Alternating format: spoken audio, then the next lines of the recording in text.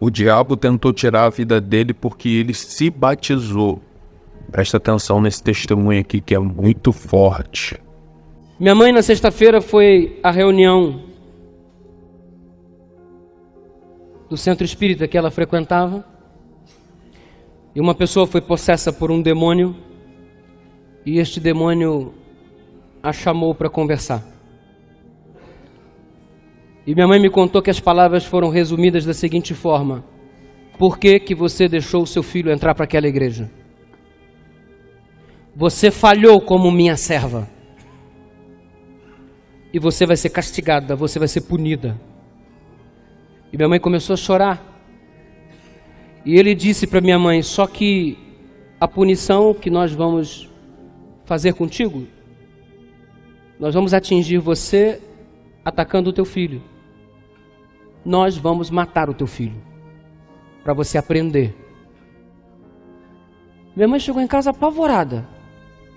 Meu filho, você vai morrer, pelo amor de Deus, larga essa igreja, abandona a igreja, você precisa fazer isso, você precisa fazer aquilo, tem que fazer um ritual tal e tal, em tal lugar, em tal hora, dessa forma, larga tudo isso, senão você vai morrer, eles vão matar vocês, estão com raiva de mim, porque eu deixei você ser desesperado. Eu nunca vi minha mãe daquele jeito. Falei: mãe, que bobagem. Quero saber disso não. Alguns meses se passaram e eu fiquei doente.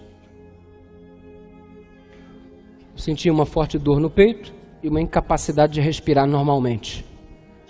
Fui ao pneumo, fui a todos os médicos, bati diversos raios-x, fiz diversos exames e teve uma ocasião que eu cheguei a brigar com o médico.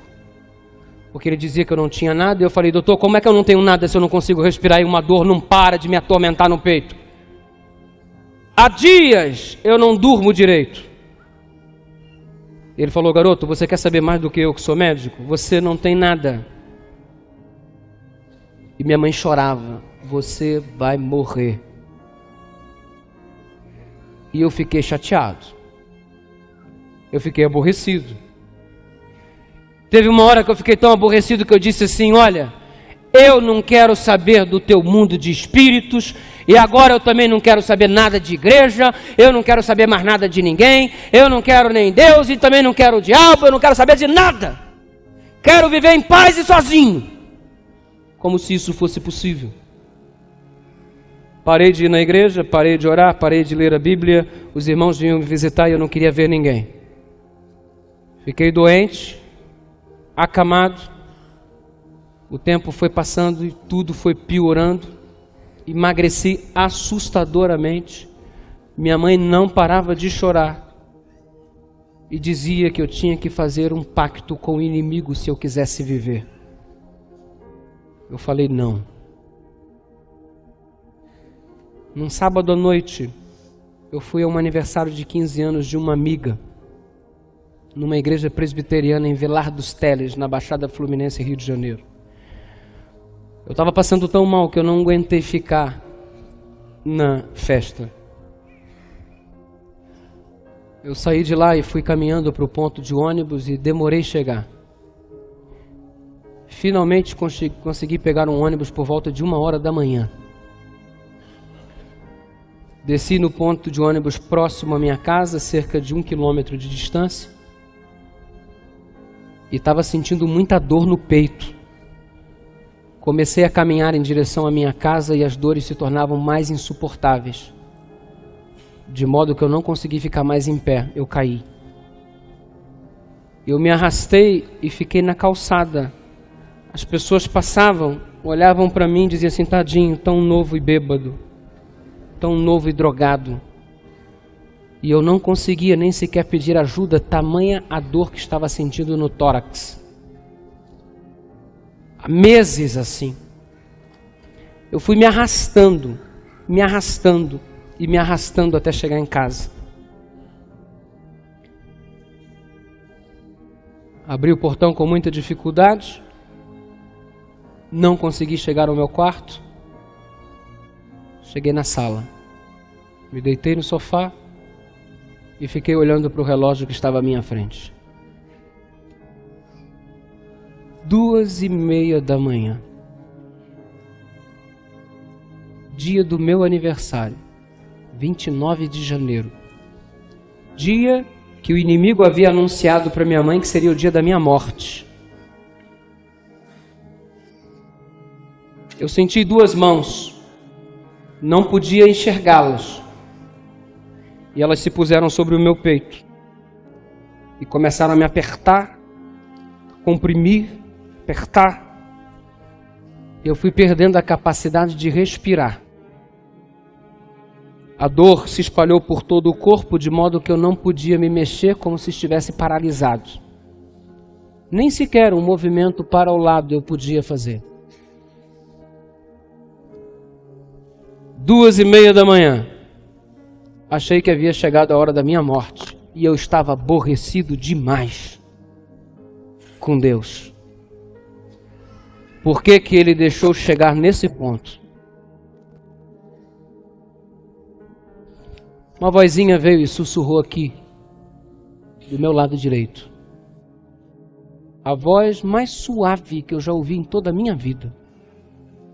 E disse assim: por que você não ora? Eu comecei a chorar. E eu fiz uma oração de uma frase: Senhor, não me deixe morrer. A mesma voz disse para mim: eu só estava esperando você falar comigo. Só estava esperando você falar comigo. A sala escura, no canto direito, começou a brilhar.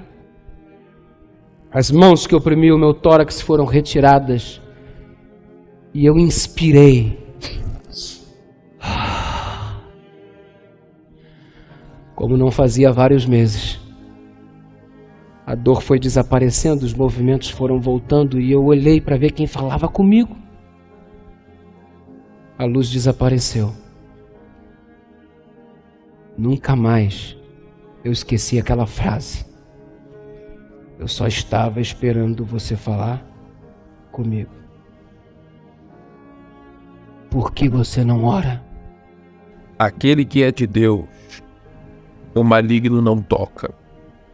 Aquele que é de Deus é separado por Deus, ungido por Deus, escolhido por Deus para fazer a sua obra. O inimigo sempre vai tentar, de artifícios, armas de espanto. Essas armas que o inimigo utiliza são armas psicológicas. Quem não lembra de Gideão, quem não lembra de Davi, quando o gigante virou para ele e disse: vem até mim e eu vou dar a tua carne às aves dos céus e aos animais do campo. O inimigo, ele sempre vai falar, mas na verdade o controle não está nas mãos dele. O controle, todavia, permanece nas mãos de Deus. Se esse vídeo falou teu coração, deixa o teu like. Nos siga também para mais vídeos. Que Deus abençoe tua vida poderosamente.